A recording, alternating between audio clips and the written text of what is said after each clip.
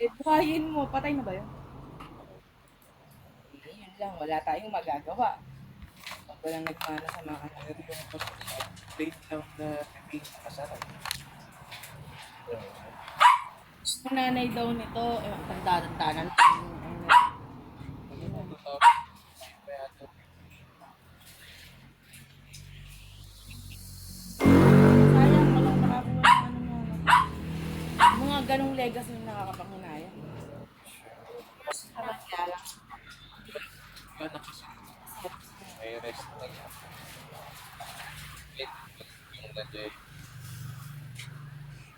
Nagtinda pa niyan sa tapat ng bahay. Gagawa ng cellphone. Yun yung kinukwento ni nanay na dati dyan lang sa tapat ng pati.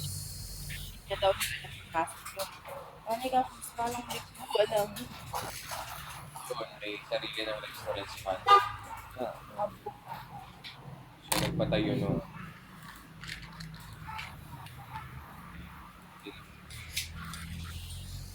Eh, kasi Bekmet. yung asawa niya, tatrabaho sa Elco, namatay siya.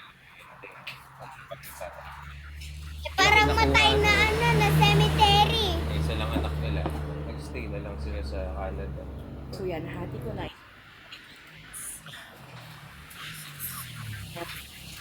Thank you so much. Pe, tsaka.